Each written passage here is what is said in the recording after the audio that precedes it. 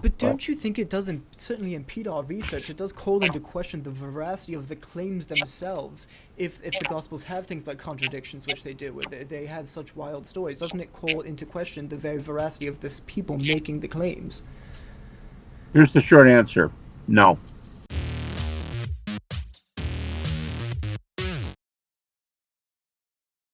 Hey guys, new segment today called Atheist's Advocate, where I'm going to have different apologists on to debate different topics. I'll be taking the atheist position.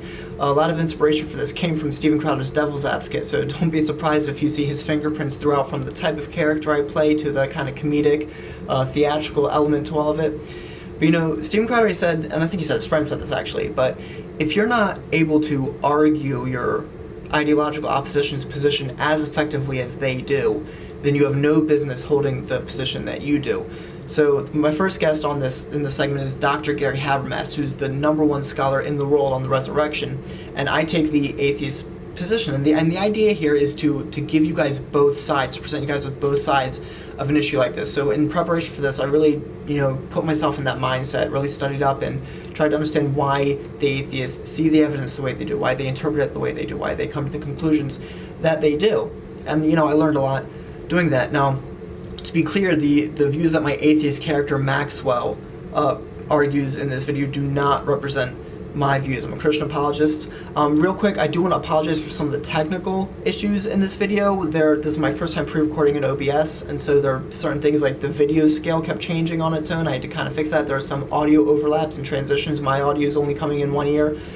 So I've tried to fix all that so that hopefully going forward in future videos that won't be an issue.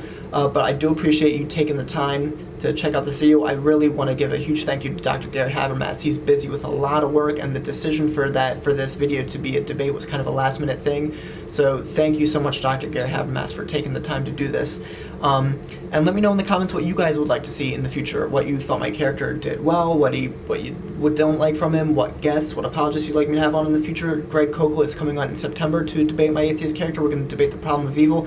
Again, Maxwell's views do not represent my own, but this is to present you with both sides of the issue, and I did my best. Dr. Gary Habermas, though, man, he's an intellectual titan. So this is a really good conversation, and I really do hope you guys enjoy it.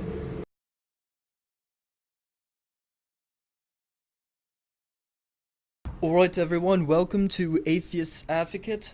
I'm your host, Maxwell Yates, and today we're actually going to be talking about the resurrection. I have on the program with me one of the foremost scholars on the resurrection. He's written a ton of books. He's been teaching at Liberty University for a number of years. Gary Habermas, thank you for being here, sir.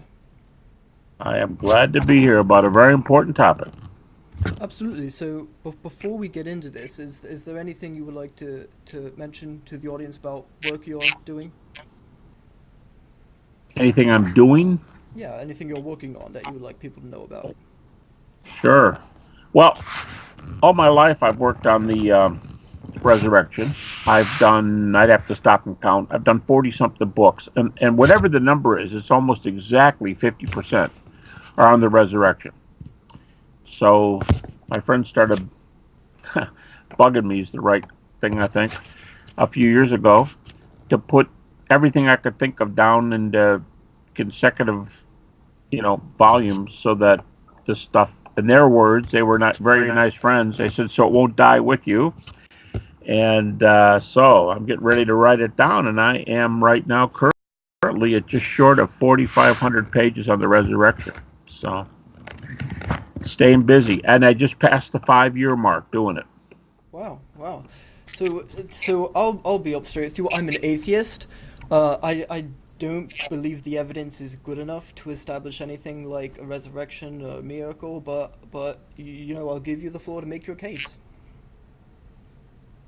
What aspect do you want to start on? Do you want to start on the miracle case? Do you want to start on the resurrection itself? Do you want to start on the historical Jesus? Where would you like to go? Well, I think a place we could start is the idea of establishing anything like a resurrection. So it's often talked about among the apologetics group that hallucination theories don't work, swoon theories don't work, conspiracy theories don't work.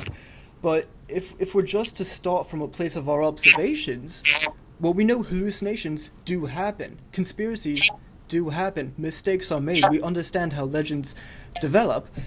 So while they may not be a likely theory, by default, they're more probable or more likely than a resurrection, because you would have to first demonstrate that resurrections can happen in order for it to be even be a candidate option. Fair enough. So would it be fair to say what you wonder about here is if there is a supernatural world in addition to this world, a world from which and maybe in which things like the biblical miracles, New Testament, and so on, can take place. I mean, Jesus is reported to have done miracles, to have stilled the storm, to have cast out demons. That would assume probably that there's a God, that there's a spirit world, that there's demons. I mean, is that the kind of thing you're after? How do we know there's another world from which these things can occur? Why should we even be entertaining things that are beyond this world? Well, sure. I mean, I'm not even saying that I know for a fact there isn't a supernatural, but just we would need to establish it in order for it to even be an option to us. Well, okay. There's a bunch of ways you can go. We can talk about these. I mean, some apologists, I'll just give a list here real quickly, tell you the one I prefer.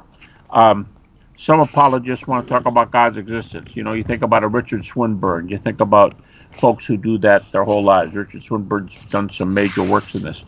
You could talk about somebody who wants to establish, well, for example, when I went to grad school in the 70s, critics, by and large, did not believe Jesus was a miracle worker. I mean, what's a miracle? If there are no such events, Jesus wasn't a miracle worker. Now, critics say that as much as very close to 100%. I've seen the figure 100% in print from skeptics saying Jesus was a healer and an exorcist.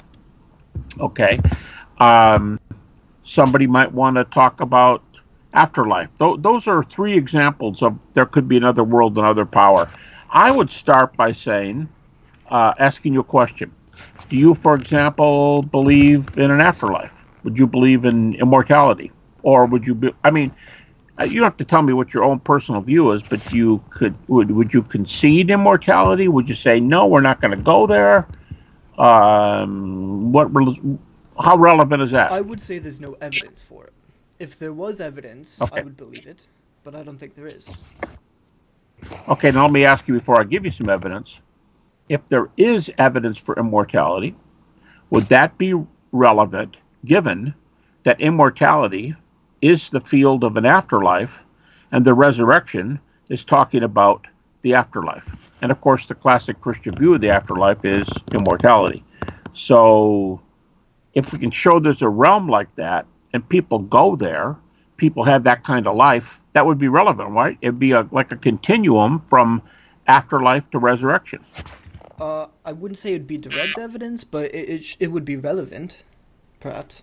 It'd be relevant because Jesus would have risen in that realm, afterlife. Perhaps, yes. And it would point to it. No, I mean, if there's evidence for it. If there's evidence for resurrection. Okay. Well, I would start with near-death experiences. Now, let me tell you a little story. Next to the resurrection, near-death experiences is the topic I've done the most studying on. So I'm just being, above board with you. I put a lot of study on this, but maybe that helps me to give you the best sources and whatnot. But I remember sitting around with some of the top researchers in the field in 1982. To my knowledge, very few of them were Christians. It wasn't a Christian convention. It wasn't anything in apologetics. They would have said, what? If you would have said apologetics. And we sat around and they said, really good evidence for the afterlife, this is them talking, would be if we had a case where a person returned from a state in which they were measurably on machines, flat brain, flat heart.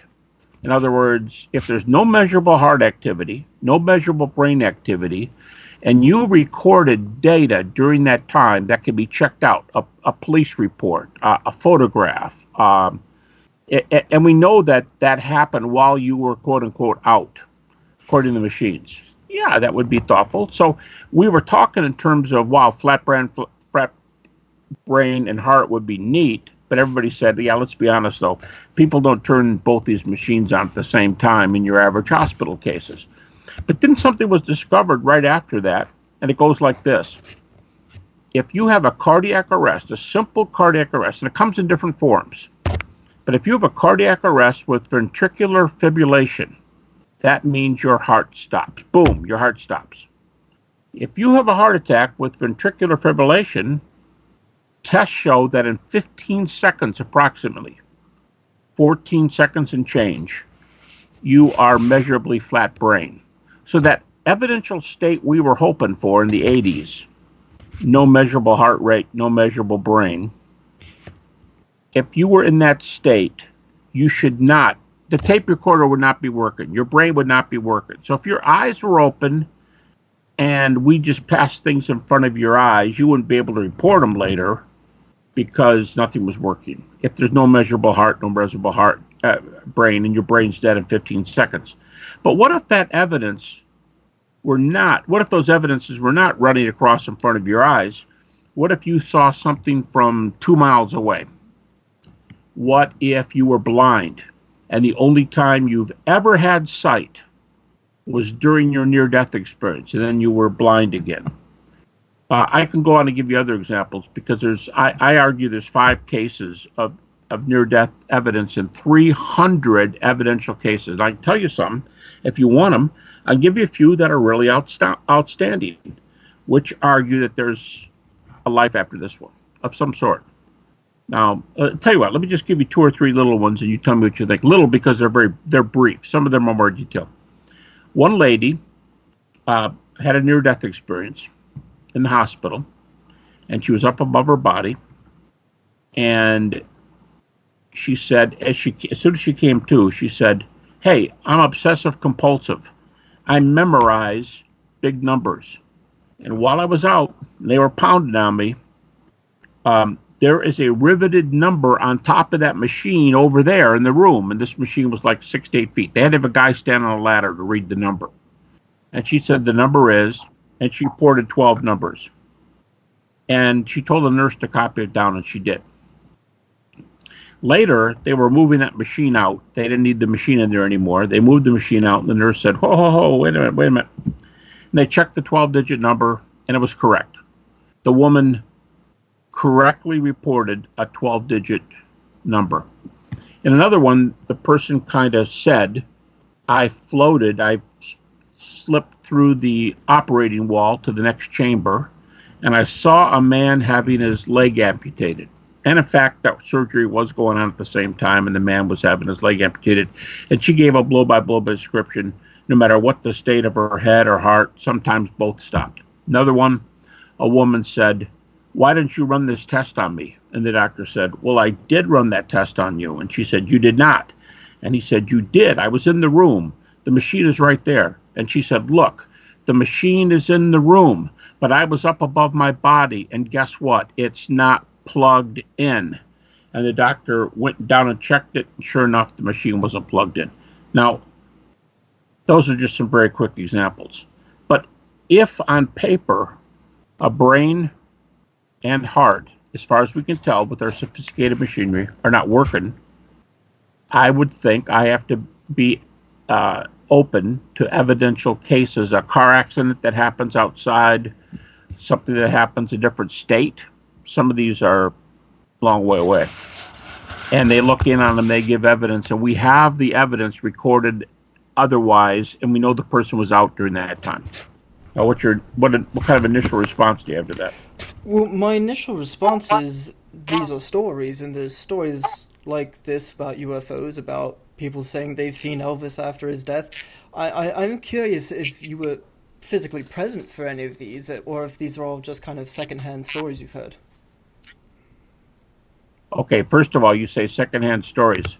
They are reported by the people in the room and written up in medical journals. In fact, the leading near-death researcher in the world just retired. He's a professor of brain science in the medical school, University of Virginia, top 10 medical school. He just retired, and he has published 100 peer-review articles in 100 medical and psychological journals, peer-reviewed. and they're all secular. I mean, these are secular articles. These aren't religious publications. So yes, there's first-person reports. I've had first-person. Yeah, I've had people give me. I could tell you some first-person reports, but I think it's better when the person reporting them is a person who perhaps is not a Christian, publishing them in a secular journal, and the material's backed up. And there's 300 total cases like that. Now, after a while, when you start thinking maybe there's an afterlife. Well, here's my initial response to that, because, and this is kind of comes back to the initial. I don't think they were lying. I think people, and perhaps even the people who wrote down the New Testament, sincerely believe that they saw something. Sure. And Sure. It's more known today that psychics are fake, that they can fake talking to your dead relatives and they make money off of it. But back in the 1800s, and I may not know this if I weren't a magician myself, but back in the 1800s, it was well thought that psychics, that people could talk to your dead relatives, but magicians always knew that the psychics were just doing magic tricks. And so maybe people sincerely believe, and they would say, but how could they possibly know what my grandmother's name was? Or how could they possibly know that this was her favorite teacup to drink out of? And the fact is, we might not know how people can know something that just seems so impossible. But, these kind of magic tricks have been being done for hundreds of years. But, okay, I think you're switching subjects here a little bit. You're talking about cases that happen elsewhere where somebody has a chance to take advantage of somebody because they know something. What do you say when something happens in the room, like the machine being unplugged? Here's a 12-digit number. I watched this guy have his leg cut off. Nobody told me there was a leg amputation going on in the next room.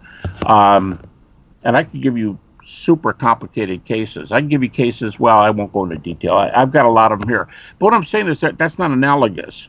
If a medium can respond out of knowledge of where you're coming from, but how does a woman know what number is a 12-digit number on top of a machine? By the way, a quarter has been found up in the rafters. I mean, way up. A penny there. The quarter, for example, I think was in 1982. Of the years, you say, well, maybe there's only 40 years of relevant dates on coins, and we know it's either a 19 or a 20, 19 something, 20 or something. But what's the relevance of getting the exact year? If you did the math computation, it'd be highly it would be unlikely that they could pick out the date. And from the floor, you can't even see the quarter up there. You can't even see it. What was the person doing? Crawling up there before the surgery and somehow getting up in the emergency room and finding the quarter up there, or finding the 12-digit number on top of the machine? And some of these, I mean, there's one case where a fella in Wisconsin was flat brain, flat heart, measurably, and he looked in on his home where he had a house sitter. He lived in Florida, 1,250 miles away, and watched what the fellow was doing in his home. The guy was a good friend of his. Draw a picture of what was going on, and noticed an odd piece of mail on the dining room table because the guy was bringing his mail in, and they found it as soon as he came to. But this happened while he was out in the surgery, not when he got in the car and drove home. It happened during the half hour that he was flat brain, flat heart. I mean, after a while, there's another one. In a number of cases, a guy who just was near death. He's near death. He's not dead. He's near death. And he says, I was with my father. People report being with their family. And Dad says, I'm just making the case up, but there's ones like this. Dad says, son, I hate to tell you this, but your favorite cousin, Bob, he's going to get killed tomorrow in Afghanistan, and you are going to get a telegram. Or since the guy's in the hospital, maybe it's next week. You're going to get a telegram next week, and your favorite cousin, Bob, has been killed and is going to be killed in Afghanistan. Now, the guy has a near-death experience, and he's only been out, quote-unquote, for a minute or two or three. Sometimes it's 10. The guy in Wisconsin was 30 minutes. But his dad had been dead for, let's say, 2 years, 3 years, 10 years. where did this dad thing come from, and where's this information? When you get dozens of these things, after a while you say, you know something, maybe it's about time that I try to be skeptical of the skeptic's information. Well, but did your last example involve the person predicting the future? Well, either that or something. It could be something that already occurred that nobody in the state knew because it just happened in Afghanistan and the State Department hasn't even received word. It could be that kind of thing. Those are cases. I mean, sometimes. Go ahead. Well, not that I necessarily want to spend too long on this, but I mean, we could say, well, how many UFO sightings do you have to get before you just say, okay, there's probably UFOs, or how many alien abduction sightings does that have to be? How far away are the typical UFOs? 500 yards? 2 miles? I couldn't tell you. I mean, we're talking more about you have the alien right in front of you, and the alien's talking to you. NDE travelers, they say, I've been over there, like the professor who had 100 journal articles published in medical and psych journals. The data are right in front of them. The people who quote unquote died are right there. The people who resuscitated them, you can go interview them in the hospital tomorrow. I've interviewed them. I've been with those people, talked to those people. It's all present. It's not UFOs from miles away and what are we experimenting on today and how come I'm seeing lights in the heavens? I mean, it's nothing like that. Well, that's fair, but one main problem for me is I'm not willing necessarily to concede that a claim of something happened is the same thing as the evidence for something happening. The same problem I have with the New Testament writers. Like if my great aunt comes, and my great aunt, she's a very devoted Christian. She's told me she's seen demons before, and I don't have any reason to think she's crazy or that she's lying. I believe she really had an experience, but that she doesn't have all the information to communicate it properly. But her claim that she's seen demons is not the same thing as evidence that demons are real. And I would say, much like these sightings, what is a quarter? Okay, your aunt's saying I see a demon, and a person's saying there's a quarter up there, or there's a 12-digit number up there, and somebody goes up and looks, and here's the quarter, and it's a 1982. Here's a 12-digit number. You got all 12-digit numbers right. That's not a demon or a UFO. You have the data right there. You can go check these out and see them, and the people who were there are standing right in front of you. Let's put it this way. If it were that easy to do away with, I saw a demon. Do you think I saw a demon would make its way into a peer-reviewed, top-notch medical journal? I saw a demon yesterday, put it in the journal. I don't know. Is it one of these right-wing fundamentalist hospitals? Because perhaps. No. Let's say like I already said, let's say the journal is a secular, non-religious medical journal. All right. Would they do a demon? I cast a demon out in church last week. Would they publish that article? I would sure hope not. Okay, what about 100 NDEs in different peer-reviewed medical and psych journals? The vast majority, as far as I know, have nothing to do with Christianity. Well, that's fair. I would say I'm sure they're sincere in that they believe that something happened. I would just perhaps say they don't necessarily have all of the evidence in front of them. You keep saying that. You have people who believe. That's correct. What do you do when the person who believes has evidence that what they reported was present? And we have the data. We've got photographs. We've got people who were in the room. We've got people who saw it happen. There's one book out on the evidence has over 100 evidential cases. And the only prerequisite to get, and it's nothing from a Christian faith kind of book. The only prerequisite to get into this book is that every near-death experience has to have at least one witness who personally observed the event. And sometimes there's a group of them. But you have to have a witness who reported it. You keep saying, I don't doubt that people believed it. Do you doubt that people have the data and witnesses that have the data, not witnesses that say they believe you believe it? People who witnessed the data. There are data. And there are people who say they witnessed it, and sometimes more than one to double check. Let's put it this way. It's hard for me to believe that a secular medical journal or psych journal would cite this stuff and publish this stuff if it weren't more than Papa believes he really saw something. That, to which I would say that's really nice. But that's not really data. We don't say the resurrection happened because because the disciples thought they saw Jesus. That's one of the key facts. But then you have to be willing to entertain many naturalistic theories as to what they really saw. Nobody says the disciples thought they saw, therefore they saw. That seems like the argument you're using right now. Well, I believe people believe it. Well, that's good. But what if the data are right there? Well, and the persons who witnessed them are right there? Well, I suppose, sure, the people are there. They witness the data. Honestly, I'd be willing to concede the point, because I don't know that it'll help you get all the way to a resurrection. But I'm willing to concede the point. Okay, all I'm saying is, if that possibly opens up a realm we call afterlife. Now, you could do that with God's existence. You could do that with miracle claims.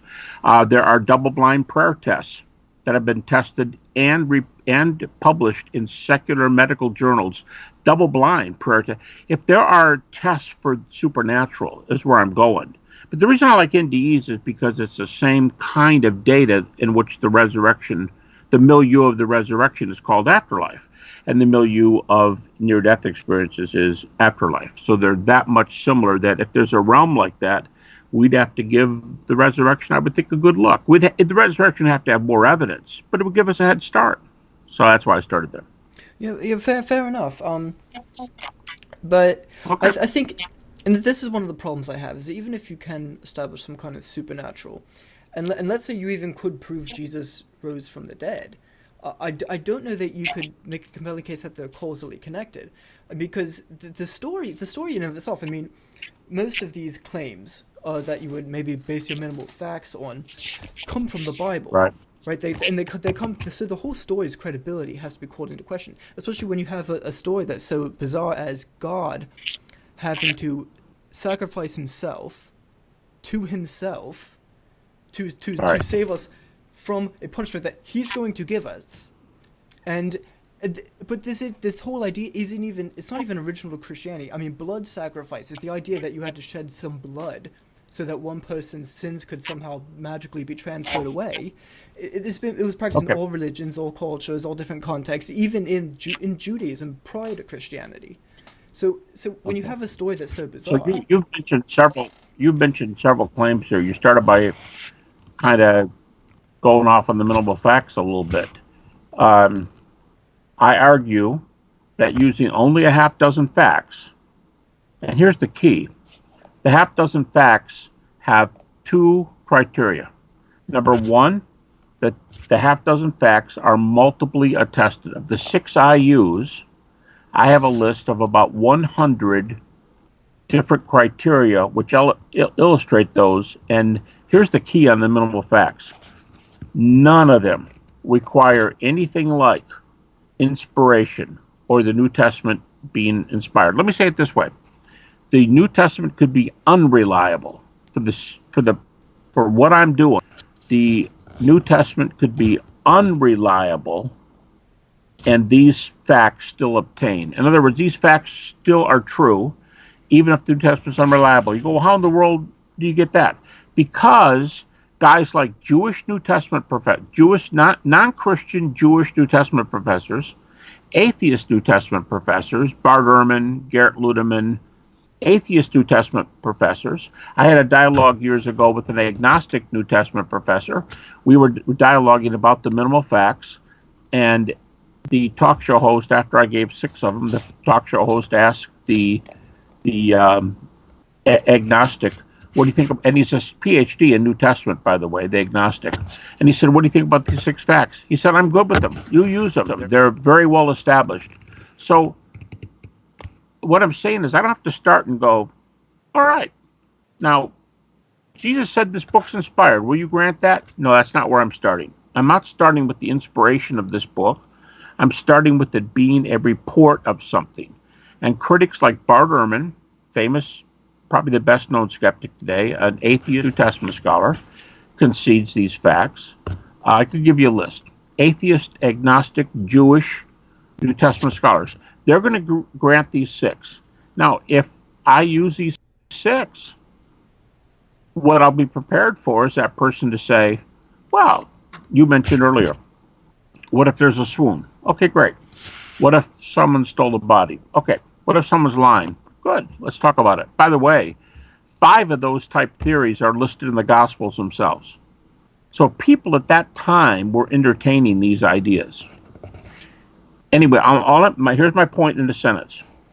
The 6 minimal facts are established by critical methods, agreed to by critics, and those facts alone can argue that the resurrection data are highly reliable or the best explanation for what we know. Well, so here's the thing. I wouldn't even necessarily dispute the minimal facts. I mean, I think I would hesitate to call them facts. I think these are more so just the claims of what happened. They're probably more likely than not. That's fine. Let's call them claims. I do find it comical when apologists will quote Bart Ehrman as insofar as he supports their case, but as soon as he says I'm still an atheist and he doesn't conclude the resurrection, they'll quote him as long as it supports their case. But to the point where he's still secular, well, sure. They'll quote him. But anybody does that. Anybody in any area does that. Let me tell you the difference. If Bart Ehrman concedes my 6 facts, and then he says, but I think those 6 can be changed. It's not changed. I think those 6 can be explained this way. Well, am I going to go, well, man, if you believe the 6 facts, I guess you're right. Or am I going to say, Bart, everybody believes the 6 facts. I think it's a resurrection. You don't think it's a resurrection. Let's talk what your theory is. What theory do you want to use? Of course I'm going to tell him that the 6 facts don't work with his theory. Of course I am. So the fact that he gives me those, in every field it's like this. I mean, back to the Civil War, Washington and, that's great. Back to the Civil War, Grant and Lee are both going to agree where the armies are, who's sitting where they're located, when they're coming down. I know the size of his army. He knows the size of our army. Here's what we don't know. We don't know who's going to win. And so we have to engage. So if Bart Ehrman grants 6 facts, I grant 6 facts. Bart goes, these 6 are pretty firm. I think you can explain them. I say, go for it. And that's called engagement.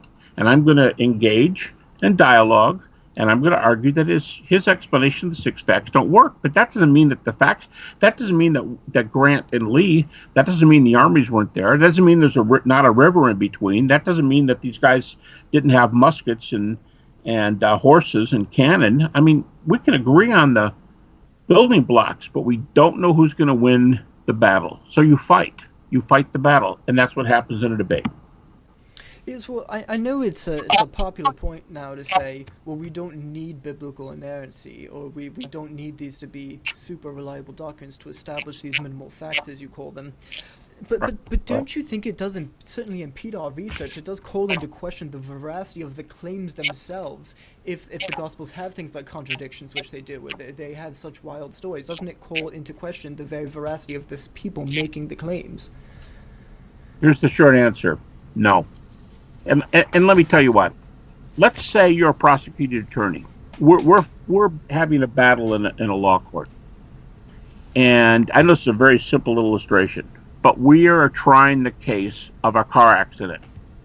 A red car didn't stop at a stop light and went through it and hit a yellow car.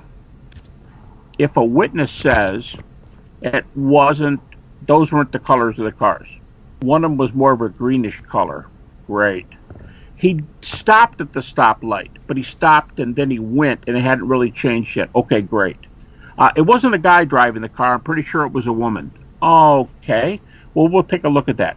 But what we're ultimately interested in is who was at fault? Was there an accident? Did somebody die? Is somebody test positive for a drug or something? I mean, eyewitnesses are almost always going to be wrong in a complicated story, any one. And I have no problem with somebody who wants to say there are. Let me ask you a question. Why would Bart Ehrman agree to the 6 facts when he thinks the Gospels are filled with contradictions? Why does he agree to the 6 facts? Or anyone, Gert Ludemann, you name the person. If they think they're errors, and they do, why do they concede the 6 facts? Well, I don't know I could answer why he would concede the 6 facts, but I do know that he doesn't conclude a miracle. Well, that's different. I would go back and talk about NDEs. I would go back and talk about God's existence. But when I start a resurrection argument, I don't feel... I almost, the debate is virtually never about, did God do this? Or is Jesus going to come back for us one day? Or is he the Son of God who came, who loves his church? That all we're debating is this. You can't go that far into debates. Too much going on. When you debate, here are the data. Did this man Jesus die? You could say, well, I think he died by crucifixion. All right, now if the critic goes, well, I don't think it's crucifixion, but I'll agree with you, he died. Okay, great. After he died, was he seen again walking around? Do we have data that the guy who died is the guy who was seen? That's really what we're talking about. And if you go, whoa, but was he the Son of God? Not discussing it. Did God raise him? Not discussing that. New Testament said it was God that raised him. Not discussing that. Was it a miracle? Not even discussing that, because that would be by definition an act of God. I only want to know, was this guy dead and was he walking around later? And I think Bart Ehrman, Gert Ludemann, I'm picking, Gezer Vermesh, Pinchas Lapid, two Jewish New Testament scholars. They're both passed away, but 2 accredited New Testament scholars. You'd say to them, are these 6 facts true? And I think the vast majority of scholars are going to go, yep. And do you think the Bible is full of errors? Yep. Do you think the errors keep you from admitting those 6 facts are true? Nope. And they don't stop the court case going on down the road either. So, no, I think contradictions are way overestimated. You know what? They're not in my 6 areas, or they wouldn't be conceded. Well, that's a fair point. I would like to ask you this question, because this is another problem I have. So there are current stories of resurrections that take place among Christian circles in places like South Africa, and these are people are caught on film. They're in the casket, someone's praying for them, and then boom, they pop up, and the rest from there. Now, I don't believe they're a genuine resurrection. I don't know if you believe they're a genuine resurrection, but I would say my main problem is, if you don't, I would like to know why, because, we certainly have more evidence for that taking place. We have it on camera. We can, and the people are still alive theoretically. That we can go talk to them. That's better evidence. I feel like the resurrection of Jesus is such an important event that God would almost have to be stupid to pick 2,000 years ago when we don't have access to the eyewitnesses. Our earliest documents don't come till decades later, and even then they're copies of translations of copies. I don't feel it's responsible of them to pick such a time and place. Two things. Why 2,000 years ago? Because if you believe the accounts, and we're not debating this, but I've already said that, but if it's 2,000 years ago, maybe that's because that's when the Son of God was walking around. So we want to talk about the Son of God and not some tribesman or some person in a hospital or some whatever. Okay, so very special because the guy who claims to be the Son of God is there. So, okay, now to your case, your direct comment. I know some very respected people who are good on evidence. J.P. Moreland, Craig Keener are examples of people who believe that these miracles are happening today. So I would think on good evidence, I would be willing to listen to my friends, but I have no conclusions on whether resurrections happen today. I have no, and you go, well, why? Wouldn't you want to, real simple. I've not checked it out. So I don't know. Could it be? Sure. Am I closed? No. Am I skeptical? Yeah, you betcha. But have I investigated them? Haven't even checked them out. So it wouldn't be unfair for me to make a comment. Well, I mean, my only point is that, now I'm not saying that I buy the hallucination explanation. I'm not saying that I favor that. Nevertheless, group hallucinations are a thing. They do occur. They happen with people with UFO sightings all the time, as we've talked about. And, again, I don't believe those, but the fact is we can talk to the eyewitnesses, as opposed to, the claim of in the Gospels about the 500 witnessing Jesus. Guess what? Nobody in the 500. No one of the 500 people, right? They don't sign a petition. You have a person, Matthew, claiming that 500 people saw him, and that's just one person's claim. It's in Paul, which is the earliest report of all. But let's take a second. Let's think about this. I'm going to challenge your comment that people see hallucinations of UFOs all the time. Now, first of all, that begs the question of whether they're UFOs, but I'm not even going there. Here's my point. Those are not hallucinations.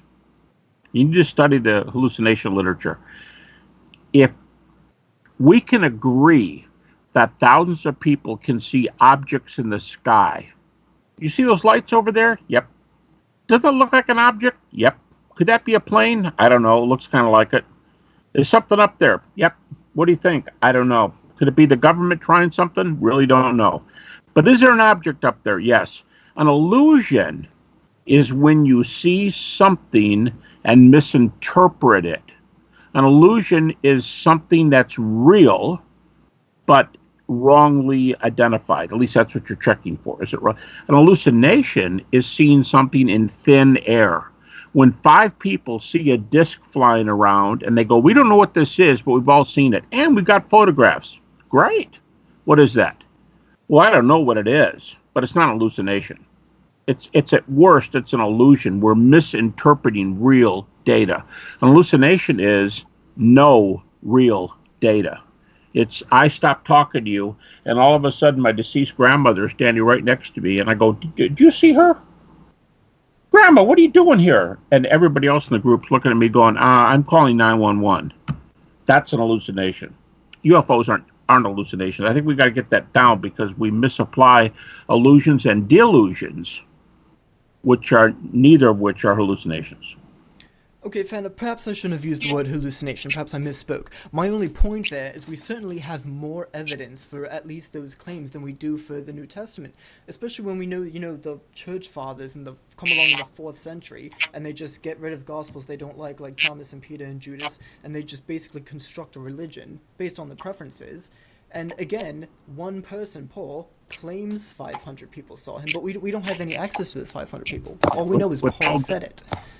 With all due respect, nobody got together in the 4th century and chose what books were going to be in the New Testament. Didn't happen.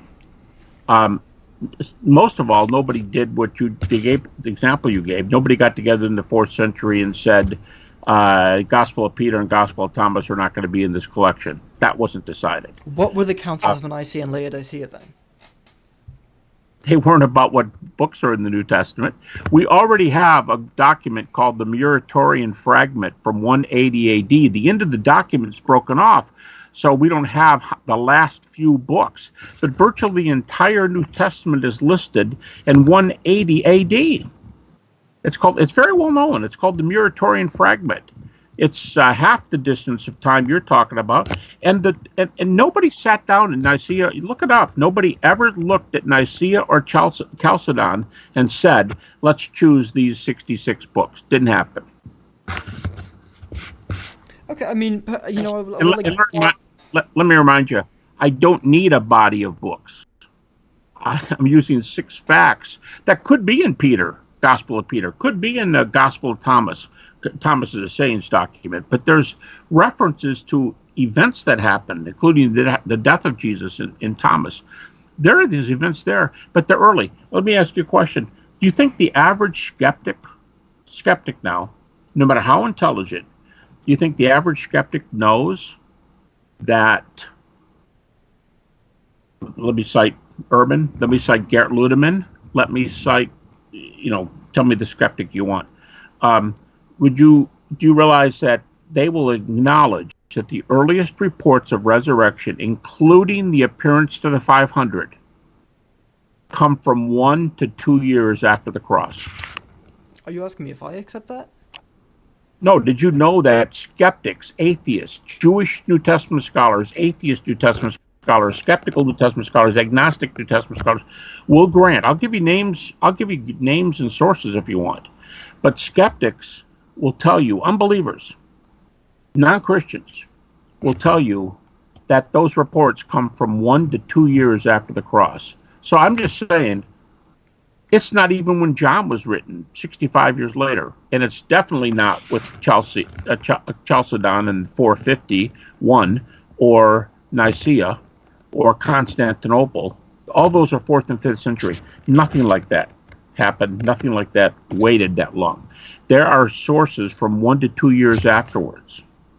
So, I mean, we've got really good data for this. Well, I mean that's perfectly fine. I mean, if you want to quibble what exactly they discussed at the councils, my only point is the whole idea of the minimal facts is essentially cherry picking from the 4 gospels you like and rejecting the gospels you don't like.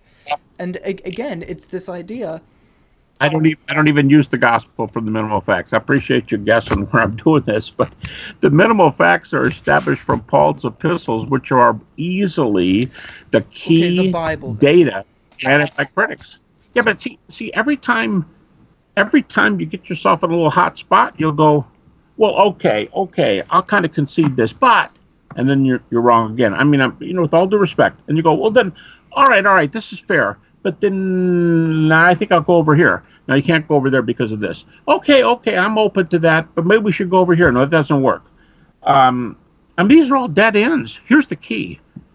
Gary Habermas isn't the one saying there's dead ends. Gary Habermas is telling you where a list of skeptical, non-Christian New Testament scholars tell you it's a dead end. Bart Ehrman, you made a brief reference to this.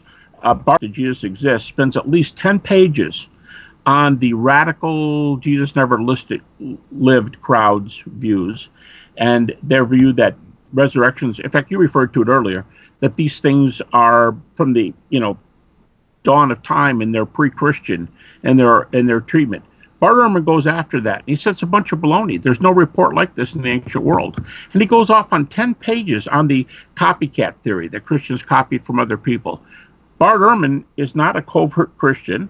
He even says over and over, he goes on, I'm an atheist New Testament scholar. I have no desire to try to argue that Christianity is true.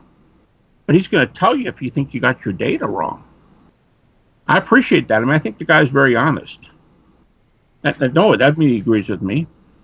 Well, I mean, sure, you can quote a man so long as he agrees with you. I could quote Richard Carrier all day, and he can show that Jesus can exist. And again, my whole problem with this is the idea that this is somehow evidence of something supernatural or calling them facts when, James doesn't even tell us he saw Jesus. Paul tells us that. Okay, so we have a claim from Paul about someone else.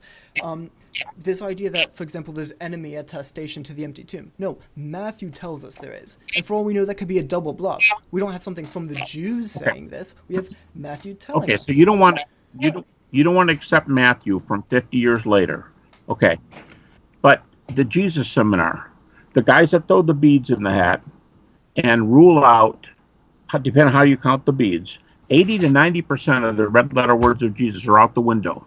And these guys have an appendices in the back of their second volume where they say, how much independent attestation do we have for the crucifixion?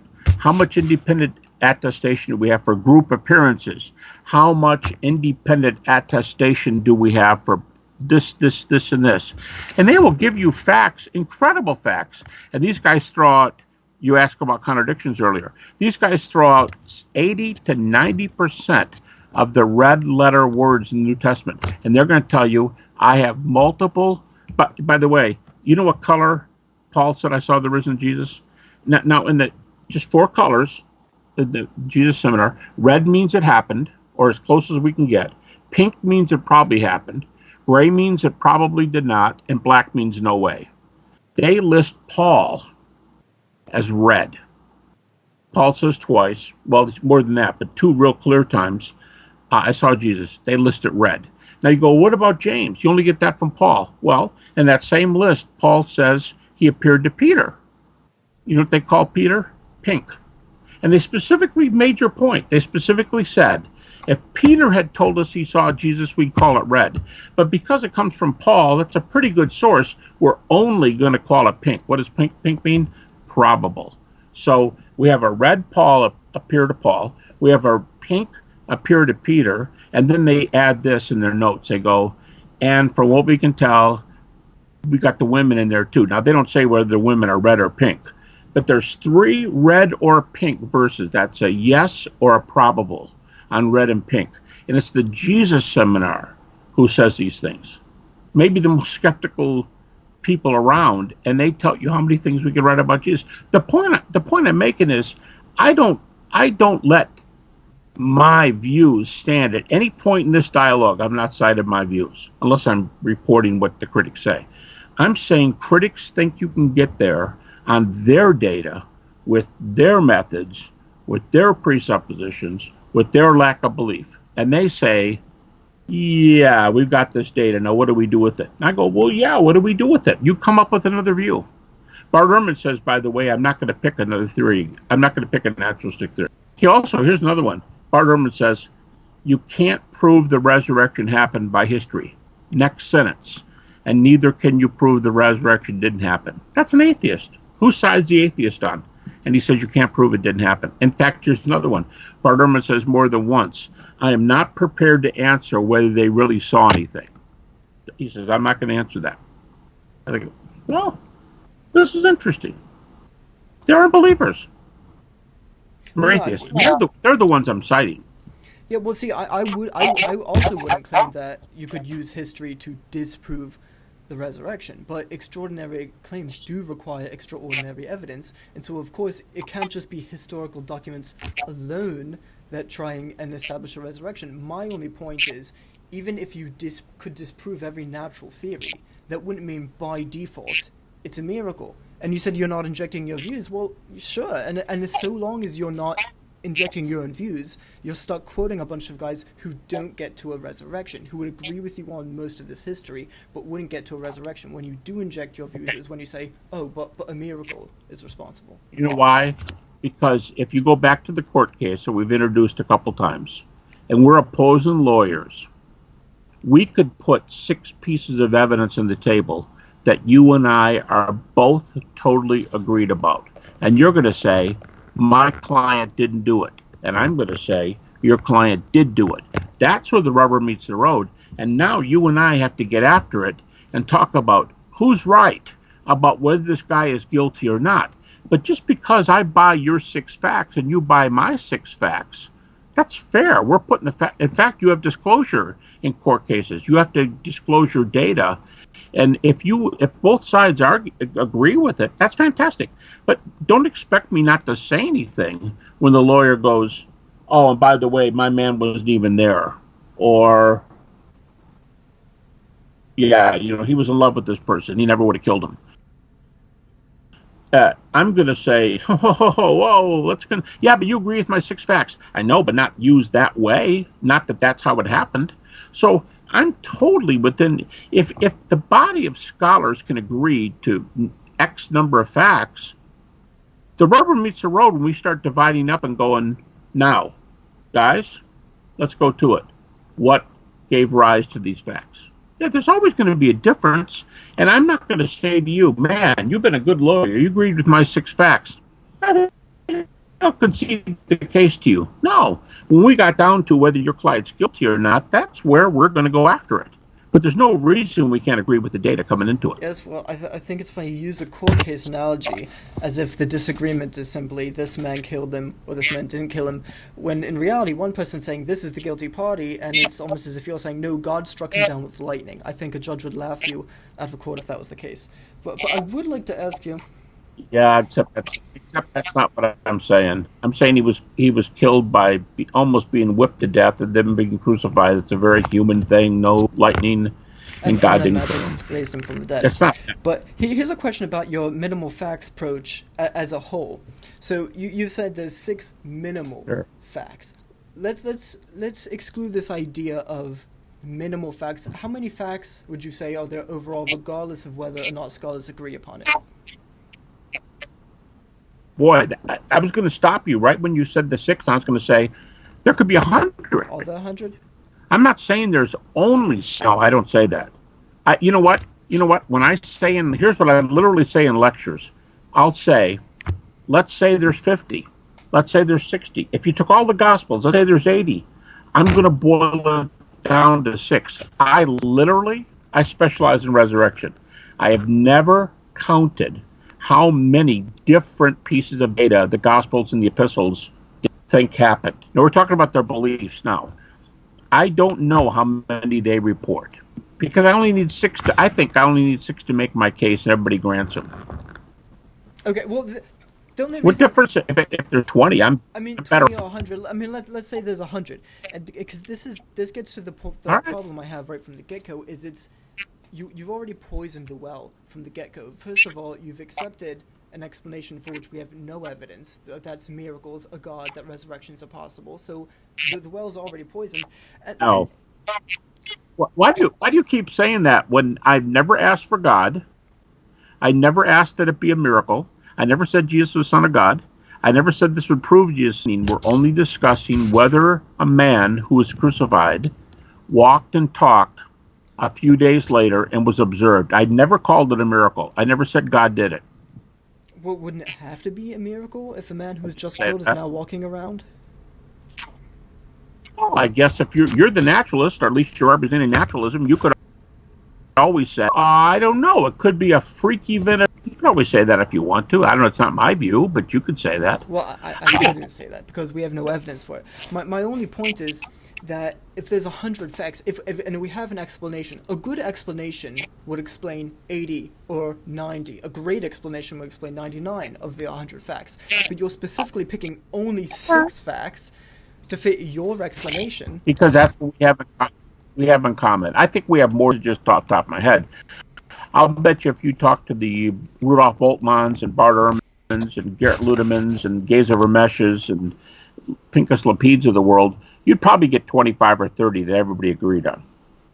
I'm just saying, if I can do it on 6, I think I can. It's like that old program, you can name that song in so many notes. The fewer you could do it with, the better the case is. But if you're going to give me 25, I'm not saying... How would that work?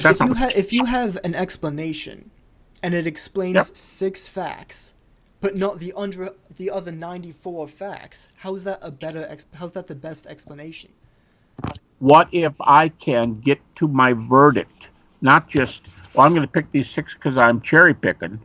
What if our conclusion is, did this man walk and talk again? Was he seen traditional? Was he seen 3 days later or after that? Okay. If I can do it in 6, and okay, let's extend it. The word 100 is a mythical list because I don't know how many there are. I don't think you're saying how many. But does the rest of them, the other 94, do they contradict my 6? Can you somehow see that could be a naturalistic theory for you? Okay, what I really think happened is I'll give you your 6. I don't think you'll be able to get resurrection because I have 6 others of the 100 that say your 6 are wrong. Go for it. If you can do that, you go for it. Those explanations are a dime a dozen out there. You're not going to find refutations in the remaining, however many facts there are. If there's 25 more, 50 more, 75 more, you're not going to find a refutation. You're telling me I'm cherry picking. Well, that's because I can make my case with 6.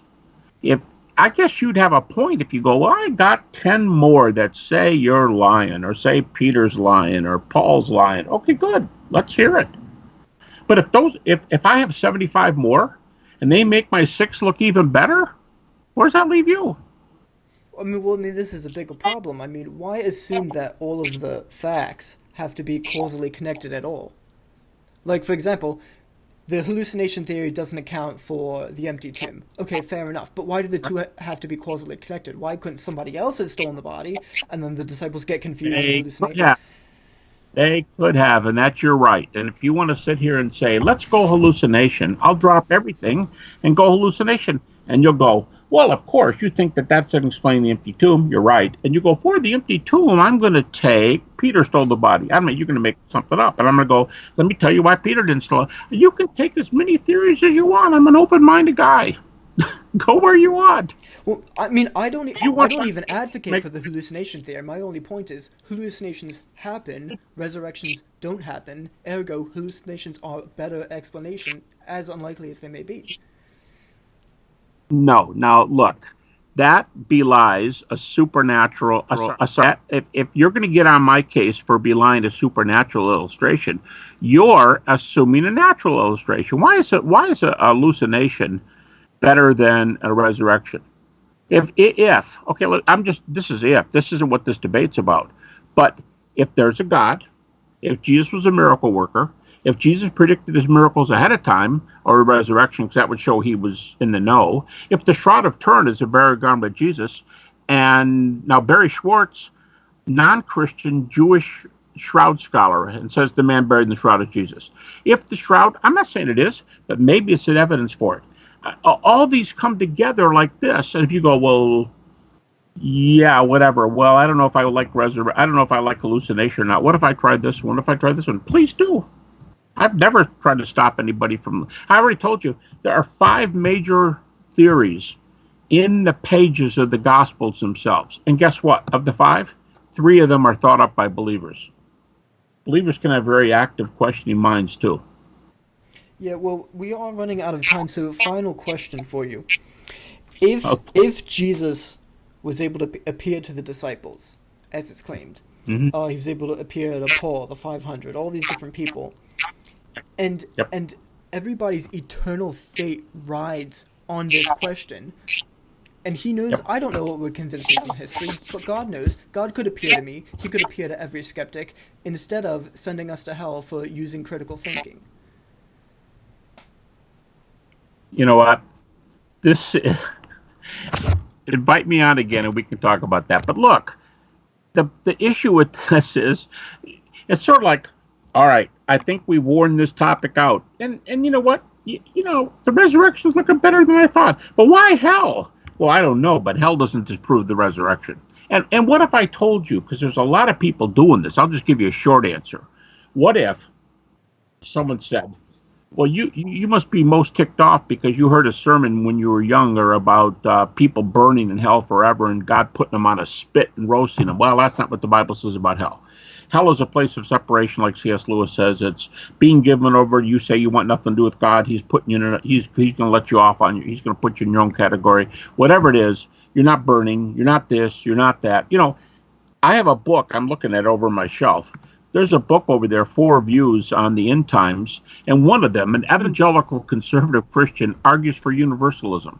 So, I mean, there's so many ways out in these other views just to go, well, yeah, there's this crazy idea of hell, and what would that do to this? The answer is nothing.